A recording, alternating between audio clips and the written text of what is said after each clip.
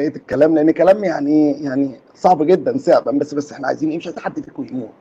خد يلا، خد ضغط برضه. خش يا خروف، ما تتكسفش. ايوه الاوضه اللي جنب الولا، ايوه جنب بعضيكوا كده، ناولوا بعض برشام الضغط كده. يلا ساعدوا بعض كده، اقعدوا مع بعض، مش عايزكم تموتوا.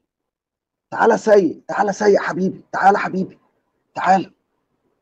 اسمع كده وركز معايا، انا رجوله ومش اي حاجه عايز اطلعها. شوف الحاجات دي انت بعتها لمين يا سيء؟ عشان عيب عيب لكن عيب يا تكافل سيء، وكرامة، أنا عيب. واحدة مطلقة بقبض مطلقات، ما بقبضش تكافل وكرامة.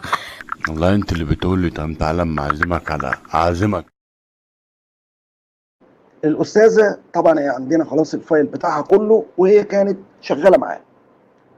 ولكن الولد ده وهي مطلقه وظروفها صعبه، ربنا يعينها على الحياه. احنا مش هنقول اسمك كمان. ولكن الولد ده بدا برضه في الكلام يلون عليها.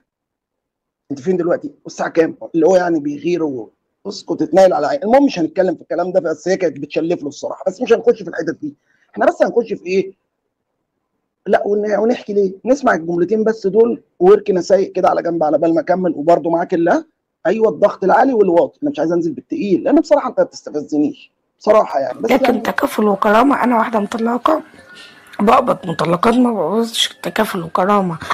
والله انت اللي بتقول لي طب تعالى اما اعزمك على نسكافيه. انا راح اخلص ورق لماما، قمت انا بقول لك هتعزميني. انا عمري في حياتي ما ابسط خلق الله، وعمري في حياتي ما اتكبرت على حد. وللاسف لما ما بتكبرش على حد الناس بتتكبر عليا. وعشان انا بقى اتكبر على الناس تمام تمشي معايا محترمه. ايه انا عاوز افهم، انت طلبتيني انت تعزميني ولا انا اللي اعزمك؟ لو انت هتعزميني انا ممكن البس واجيلك عادي طالما فيها عزومه يعني. عادي مش مشكله. انت هتعزميني هياخد بعض واجيلك والله. لكن انا اعزمك لا.